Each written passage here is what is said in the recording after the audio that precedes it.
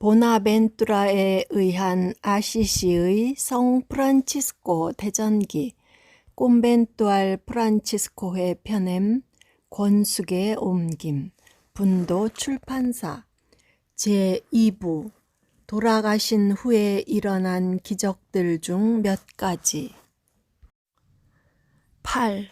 여러 질병에서 치유된 사람들 1. 치타델라 피에베의 거지이며 태어날 때부터 귀머거리이고 벙어리인 한 소년이 있었다. 그의 혀는 너무 짧고 얇아 그것을 조사했던 사람들은 거의 완전히 잘려져 나갔다고 생각이 들 지경이었다. 마르코라는 한 남자가 하느님에 대한 사랑으로 그를 자기 집으로 데리고 갔다. 그 소녀는 은인을 발견했다는 것을 깨닫고는 종종 그와 함께 머물렀다. 하루 저녁 마르코가 아내와 저녁을 먹고 있을 때에 소년도 거기에 있었는데 그는 아내에게 말했다.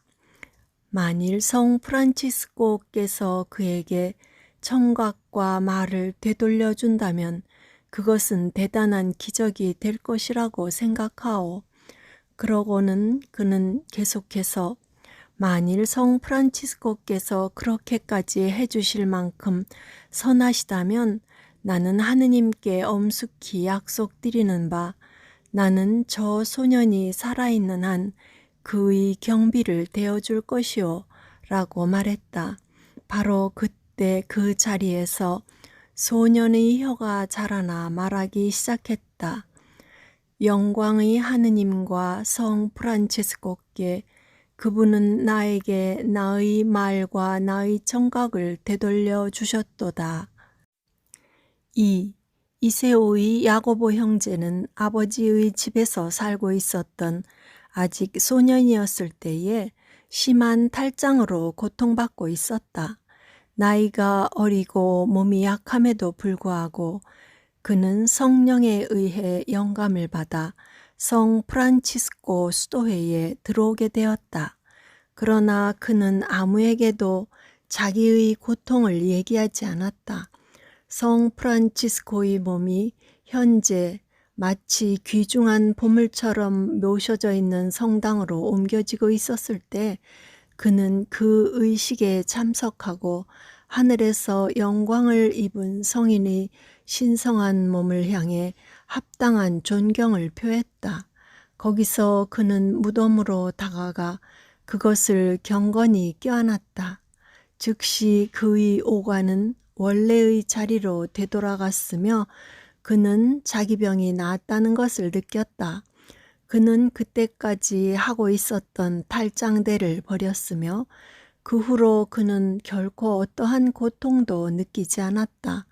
구피오의 바르톨로메오 형제, 토디의 안젤로 형제, 체카노의 니콜라 신부, 소라의 요한, 피사 출신의 한 남자, 그리고 치스테르나 출신의 또 다른 남자, 시실리의 베드로와 다른 많은 이들과 함께 아시시 근처의 스펠로 출신의 한 남자는 하느님의 자비와 성 프란치스코의 중재에 의해 비슷한 병들을 치유받았다. 3. 5년 동안 정신병을 앓아온 라찌오 지방의 마리티마 사람인 한 여자는 시력과 청각을 잃었다. 그녀는 이빨로 자기 옷을 물어뜯곤 하였으며 물도 불도 조금도 두려워하지 않았다. 게다가 급기야는 간질병이 생겼다. 그때 하느님이 그녀를 불쌍히 여기시어 어느 날 밤 그녀는 구원의 빛에 의해 기적적으로 교화되어서 높은 왕좌에 앉아있는 성 프란치스코를 보았다. 그녀는 그 앞에서 땅에 엎드리고는 자기를 낫게 해달라고 간절히 빌었다. 그가 자기의 청혼을 들어주겠다는 아무런 표시를 보여주지 않자 그녀는 자기가 할 수 있는 한 하느님께나 혹은 성인에 대한 사랑으로 자기에게 청하는 누구에게나 결코 희사할 것을 거절하지 않을 것을 약속하는 맹세를 바쳤다. 성 프란치스코는 즉시 아주 오래전에 자신이 하느님과 했던 계약을 상기하고는 십자가의 표지로 그녀를 축복하여 그녀에게 완전한 건강을 회복시켜 주었다. 한 귀족의 아들과 또 다른 여러 사람은 물론 노르치아의 한 소녀도 성인에 의해 비슷한 병에서 구원을 받았다. 4. 폴리뇨 출신으로 베드로라는 한 남자가 성 미카엘 성지로 순례를 하던 중 순례자가 해야 할 존경심에 위배되는 한 과실을 범하고는 한 우물에서 물을 마셨다. 바로 그때 그곳에서 많은 마귀가 그 사람 속으로 들어갔다. 그 후 3년 동안 그는 마귀에 들려 무시무시하게 말을 하고 행동을 하는 한편 자기 몸을 찢었다. 그러나 그는 가끔 맑은 정신이 들 때도 있어 그때 마귀를 도망치게 하는 성 프란치스코의 능력의 효험에 대해 들었다. 그는 모든 겸손을 가지고 그의 중재를 간언하고는 그의 무덤으로 갔다. 무덤에 손을 댄 순간 그는 기적적으로 자기를 괴롭히던 마귀에서 풀려날 수가 있었다. 성 프란치스코는 또한 나름의 출신으로 귀신 들린 한 여자와 많은 다른 사람들을 불쌍히 여겼다. 그러나 그들의 고통과 그것이 치료된 방법을 기술하는 건 너무도 시간이 많이 걸릴 것이라 불가능하다. 5. 파노 사람으로 중풍에 걸려있는 보노모라는 문둥병자는 그의 부모들이 성 프란치스코 성당으로 그를 데리고 가자 이 두 가지 병이 완전히 나았다. 산세베리노 사람으로 아토라고 불리는 한 젊은이는 문둥병균으로 덮여 있었는데 맹세를 드리고 성인의 무덤에 스스로 갔을 때 성 프란치스코의 공덕으로 인해 나았다. 성인은 이 병을 치료하는 데 특히 뛰어났다.